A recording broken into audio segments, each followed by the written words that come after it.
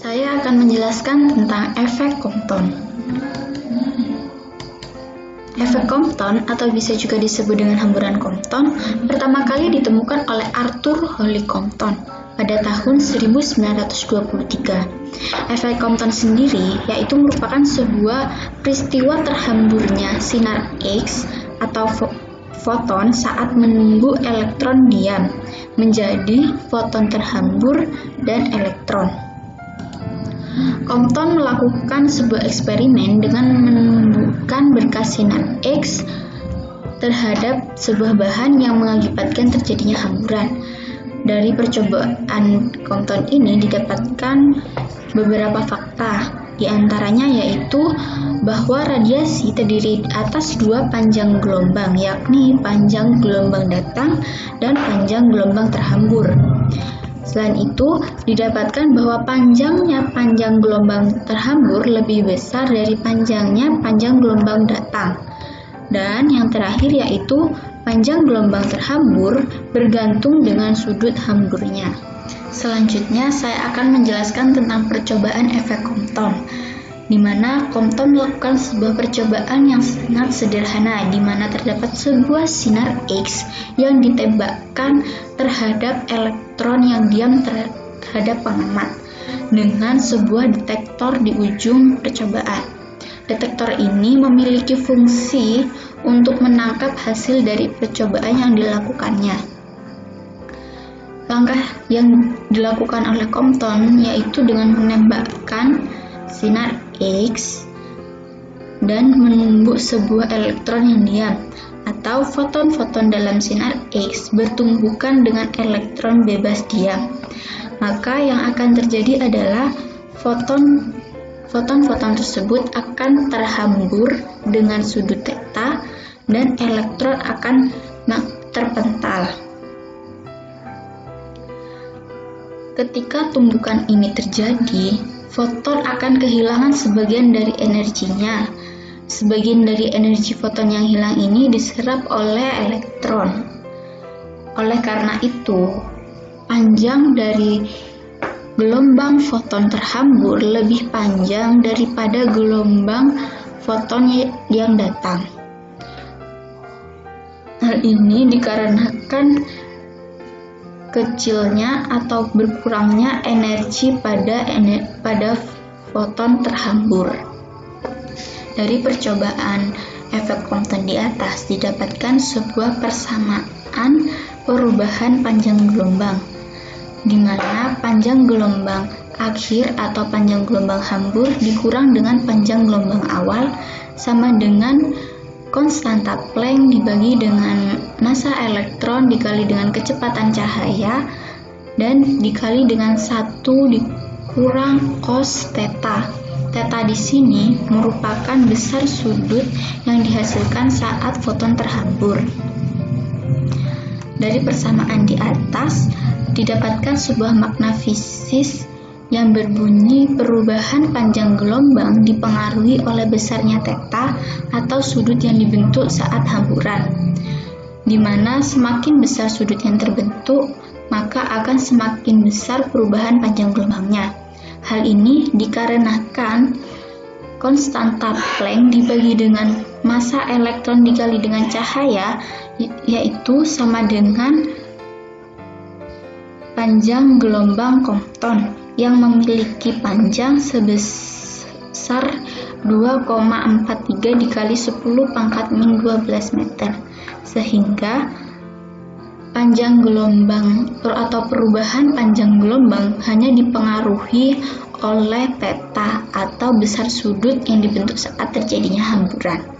Peristiwa efek Compton ditandai dengan adanya foton yang datang dan menumbuk elektron yang diam. Elektron terhambur dan membentuk sudut sebesar psi, sedangkan foton terhambur dan membentuk sudut sebesar theta. Untuk menurunkan rumus dari efek Compton dapat dilakukan dengan analisis hukum kekekalan energi dengan persamaannya, yaitu E sama dengan E aksen, di mana E adalah EF plus E0 dan E aksen adalah EF aksen plus EE aksen. Kemudian EF aksen berpindah ke ruas kiri dan kedua ruas dikuadratkan. Hasil dari pengkuadratannya yaitu EF kuadrat plus E0 kuadrat plus EF aksen kuadrat plus 2EF E0 min 2EF EF aksen min 2E0 EF aksen sama dengan E aksen kuadrat. Yang kedua, kita menggunakan hukum kekekalan momentum. Yang pertama, kita tinjau sumbu X, terutama pada foton. Rumusnya adalah P awal sama dengan P akhir. P awal adalah PFX plus PEX sama dengan PFX aksen plus PEX aksen. Nilai PEX adalah 0, dikarenakan elektron mula-mula adalah diam. Untuk mengetahui besarnya theta, maka kita dapat menguraikan vektornya terlebih dahulu, sehingga cos theta sama dengan PFX aksen plus PF aksen atau PFX aksen sama dengan PF aksen cos theta. Sedangkan untuk sin theta-nya sama dengan PFY aksen per PF aksen atau PFY aksen sama dengan PF aksen sin theta. Karena keduanya ini sama-sama berada di kuadran 1, sehingga baik cos ataupun sin bernilai positif. Sedangkan untuk elektron, cos C sama dengan PEX aksen per PE atau PEX aksen sama dengan PE cos C. Dan untuk sin C sama dengan PEY aksen per PE atau PEY aksen sama dengan PE sin C. Karena keduanya ini berada di kuadran 4 menurut aturan trigonometri, maka positif dan sin bernilai negatif. Nah, untuk mencari persamaan total pada sumbu X itu bisa dikembalikan ke perumusan awal tadi. Jadi perumusan awal tadi bisa tulis lagi di sini, di mana nilai dari PFX aksen dapat dicari dari persamaan ini, dan untuk PEX aksen dapat dicari dari persamaan ini. Kemudian nilai dari PE cos C itu berpindah ruas ke kiri dan PFX itu berpindah ruas ke kanan. Kemudian kedua ruas dikuadratkan. Hasil pengkuadratannya yaitu PE kuadrat cos kuadrat C sama dengan PFX kuadrat min 2 PFX PF aksen cos theta plus PF aksen kuadrat cos kuadrat theta. Sedangkan pada sumbu Y rumusnya sama, P awal sama dengan P akhir, di mana P awal adalah PFY plus PE aksen Y sama dengan PFY aksen plus PEY aksen. Nah, karena tadi foton yang datang itu tidak bekerja pada sumbu Y dan juga elektronnya diam, maka nilai dari keduanya adalah 0. Kemudian untuk PFY aksen dapat kita peroleh dari persamaan ini. Sedangkan untuk PEY aksen diperoleh dari persamaan ini. Nah, PE sin C ini kemudian pindah ruas ke kiri dan kedua ruas dikuadratkan. Hasilnya yaitu PE kuadrat sin kuadrat C sama dengan PF aksen kuadrat sin kuadrat theta. Kemudian untuk mengetahui besarnya momentum total dapat kita cari dengan menjumlahkan sumbu Y dan juga sumbu X. Nah, kemudian ditulis di sini dan keduanya dijumlahkan sehingga menghasilkan persamaan ini. Kemudian persamaan ini dapat difaktorkan sehingga menghasilkan persamaan sebagai berikut. Nah, menurut trigonometri, nilai dari cos kuadrat C plus sin kuadrat C dan juga cos kuadrat theta plus sin kuadrat theta adalah 1. Sehingga dapat kita tuliskan PE kuadrat sama dengan PFX kuadrat plus PF aksen kuadrat min 2 PFX PF aksen cos theta. Nah, ini merupakan persamaan dari momentum total.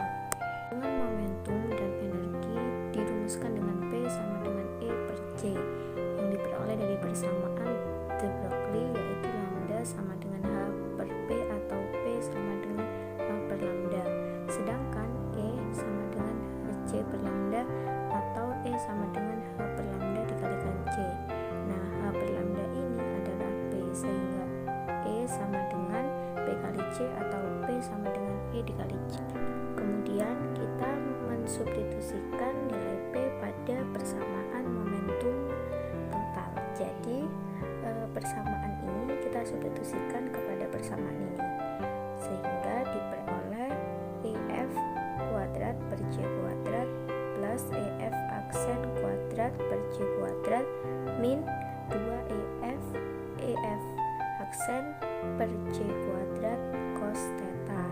Nah, hubungan relativistik momentum dan energi itu biasanya dirumuskan dengan E kuadrat sama dengan P kuadrat C kuadrat plus M0 kuadrat C pangkat 4.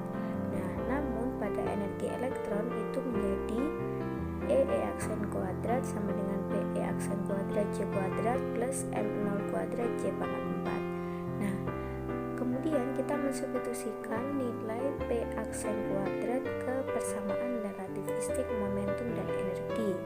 Jadi kita substitusikan persamaan ini ke dalam persamaan ini, sehingga kita memperoleh persamaan ini. Nah, ini bisa kita sederhanakan dengan mencoret C kuadratnya, sehingga diperoleh persamaan yang lebih sederhana, yaitu ini. Nah, kemudian kita mengkombinasikan persamaan kekekalan energi dan persamaan relativistik momentum dan energi. Jadi persamaan kekekalan energi yang kita dapatkan awal tadi kita kombinasikan dengan persamaan relativistik momentum dan energi. Nah, karena E0 kuadrat ini adalah M0 kuadrat C pangkat 4, maka ini bisa kita coret dengan ini dengan ini, dan ini dengan ini, sehingga diperoleh persamaan sebagai berikut.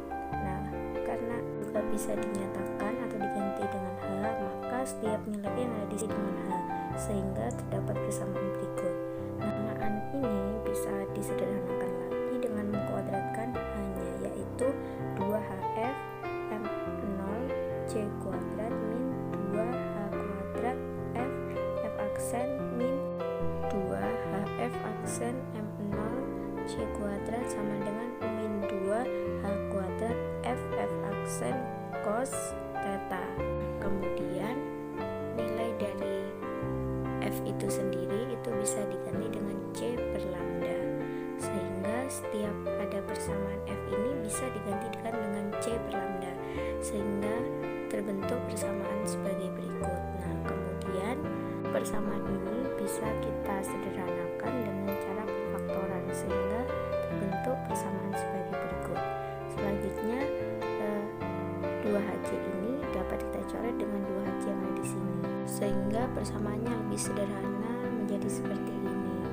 Nah, kemudian dapatkan persamaan yang lebih sederhana lagi, kita bisa menyederhanakan dari nilai ini dan diperoleh hasil nilai ini 0 C kuadrat dikalikan 1 per lambda min 1 per lambda aksen. Nah, sedangkan untuk HC per lambda kali lambda aksen yang bernilai negatif pindah ruas ke kanan, sehingga nilainya menjadi positif.